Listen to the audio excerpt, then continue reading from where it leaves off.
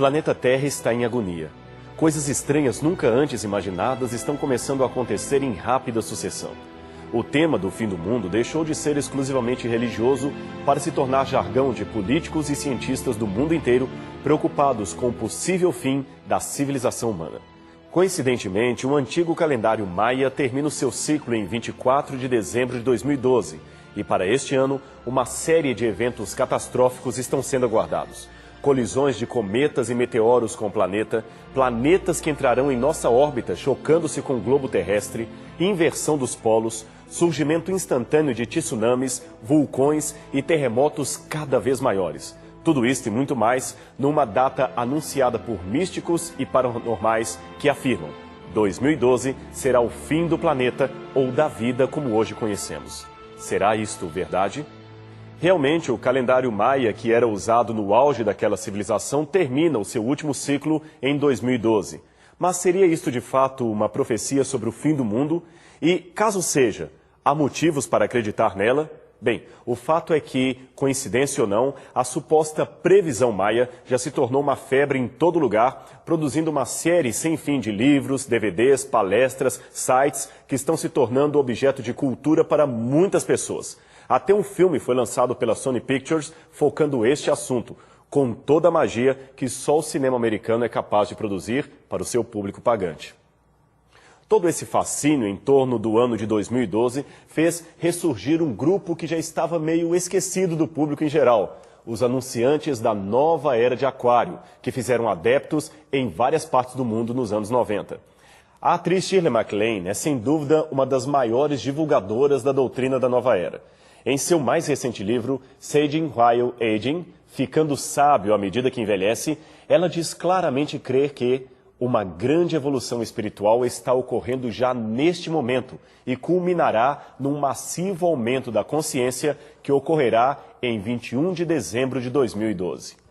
Num outro de seus mais recentes livros, MacLaine revelou também que muito do que ela sabe e escreve foi aprendido através de contatos espirituais com OVNIs, espíritos e membros de outros planetas em troca de informações com pessoas ligadas ao mundo artístico que, supostamente, teriam acesso a informações que o público em geral desconhece.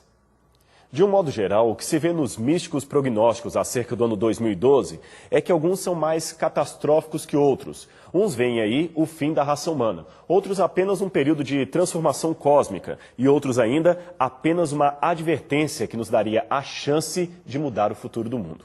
De um modo geral, podemos resumir em 8 pontos aquilo que estes autores místicos estão dizendo. A humanidade e o planeta estão caminhando para uma transformação sem precedentes ou um aumento de consciência quanto à realidade espiritual.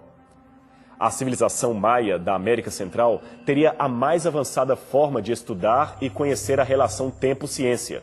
Seu principal calendário seria o mais acurado do planeta, com capacidade de prever cataclismos futuros e nunca cometeu um erro sequer.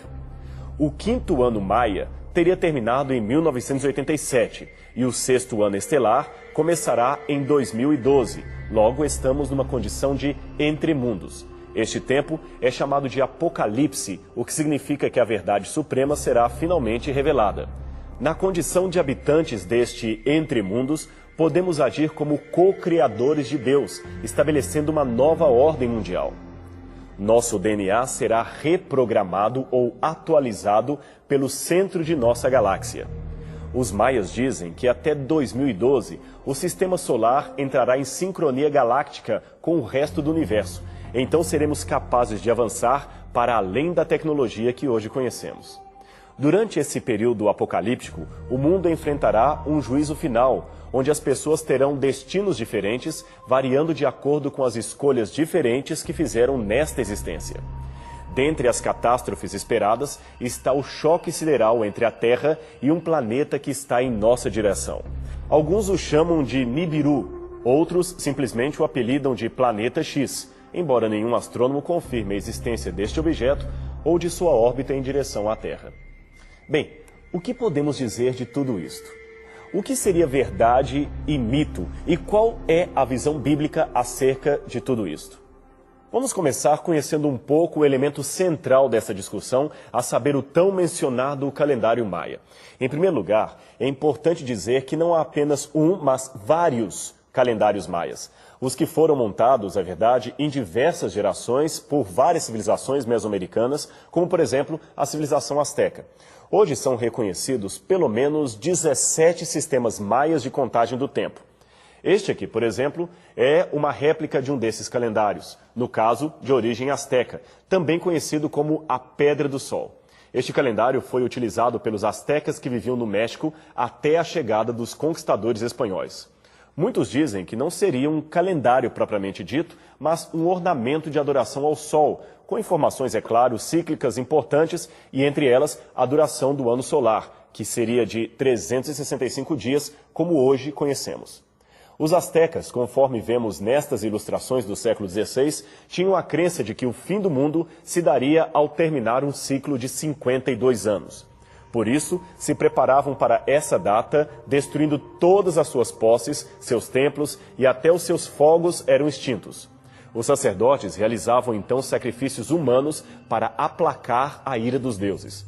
Então se dirigiam à colina da estrela e ali aguardavam com grande devoção e silêncio a passagem das Pleiades. Se nada acontecia, não era ainda o fim do mundo. Então havia grande regozijo e tudo que fora destruído era renovado. Os fogos eram acesos com grandes festejos e presentes e ritos religiosos. Eles então saudavam o princípio da nova era e do novo sol. A lenda dos astecas contava que 4 sóis foram anteriormente destruídos por catástrofes, e eles corresponderiam a 4 eras cósmicas. Por isso, Tonatiuh, o deus que aparece na Pedra do Sol, seria o sol da 5ª era.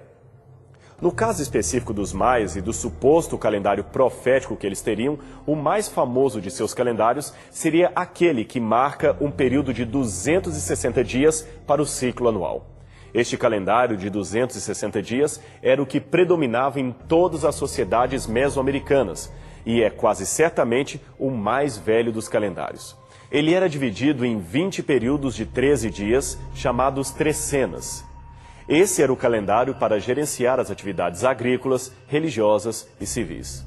Então vinha a junção com o calendário cilíndrico que já mostramos, demarcando o ano solar em 365 dias. Mas havia ainda